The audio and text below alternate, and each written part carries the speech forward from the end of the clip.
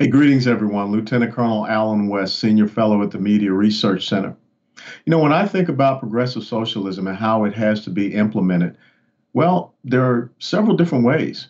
It's by threat, it's by intimidation, it's by coercion, it's by mandate, and sometimes it becomes by violence. And we see those things happening right now before our eyes in a country called Venezuela. We don't have to go back to the Soviet Union or any place else. We even see it in China in many different ways. You think about some of the repression that they have on individual human rights and the Christians and the Uyghur community out in Western China. But there's something that is happening right here in the United States of America that's very disconcerting and disturbing for me, and it should be for you as well. I've come to call it economic terrorism. Because what you see happening is that when the progressive socialist left, the elites that we have are not able to do the things that they want to do with us, forcing us into accepting their values, well, then they turn to destroying us. They turn to destroying our businesses, our way of life. And what you see happening now down in the state of my birth in Georgia is that the Hollywood elites have turned their eyes and their angst against the Peach State. Why? Because the governor down there signed into law. We stand up and speak for those unable to speak for themselves. The Life Act is very simple, but also very powerful. A declaration that all life has value, that all life matters, and that all life is worthy of protection. I understand, like the others have said, that some oppose this legislation. I realize that some may challenge it in the court of law.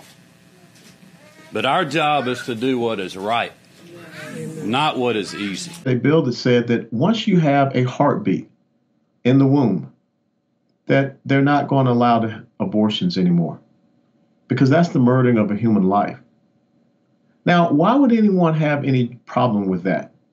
As a matter of fact, I don't recall anyone coming up and saying they were going to boycott the state of Virginia because of what Governor Ralph Blackface Northam said. If a mother is in labor, I can tell you exactly what would happen. The infant would be delivered. The infant would be kept comfortable.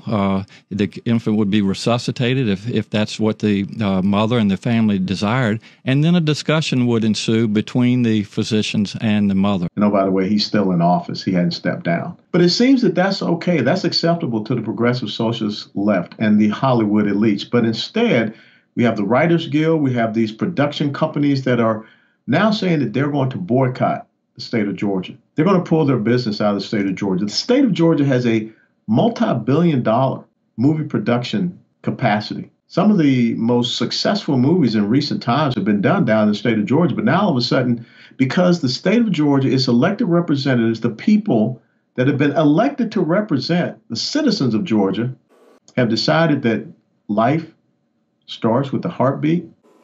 The Hollywood elites don't want to do business there. The Hollywood elites are threatening to economically ruin a state in the United States of America because they want their values to be accepted. And we've seen this economic terrorism play out before in North Carolina when, in response to the federal government, the Obama administration, saying that they were deciding who gets to go to what bathroom and what have you, and trying to mandate and force that down on a sovereign state. The state of North Carolina decided against that. The statute bars local governments from enacting legal protections for members of the LGBT community. That includes preventing transgender people from using bathrooms matching their gender identity in public schools and government buildings. It also limits any anti-discrimination measures aimed at employers. What did you end up having? You ended up having these entertainment elites saying that they're not going to do concerts there in the state of North Carolina. Entertainers from Cirque du Soleil to Bruce Springsteen dropped plans to perform. Sporting venues saying that, well, we're not going to allow conference championships or things of this nature there. The NBA canceled plans to hold its 2017 All-Star Game in North Carolina. Even in Georgia previously, we know that the NFL made a threat to remove the Super Bowl if Georgia did not have values that were in concert with the prevailing culture. But think about it. Here in the great state of Texas, down in San Antonio, we have a city council that made the decision that Chick-fil-A, which funny enough, Chick-fil-A was started in Atlanta, Georgia.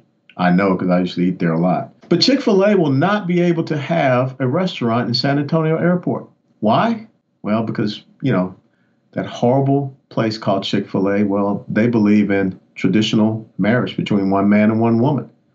Has nothing to do with their product.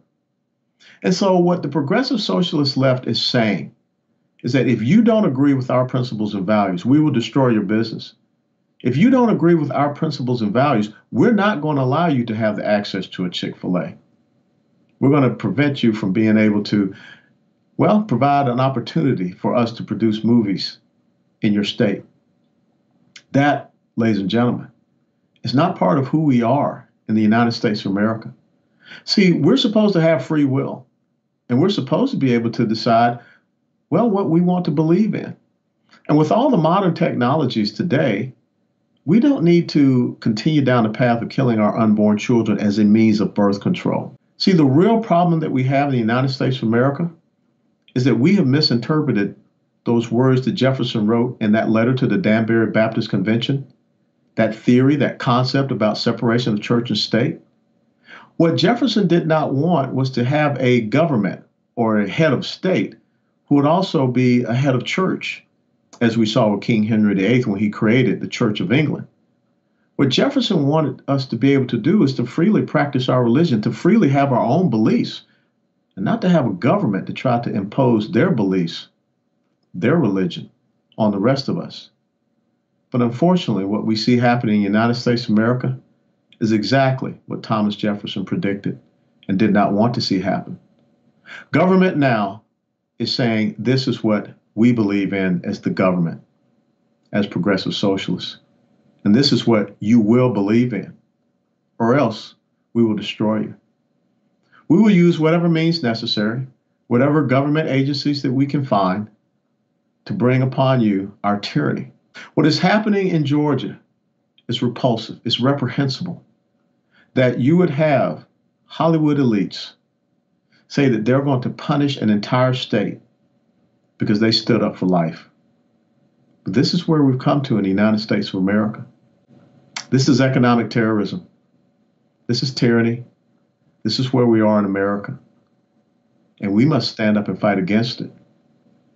Or else, we're on the road to being a Venezuela.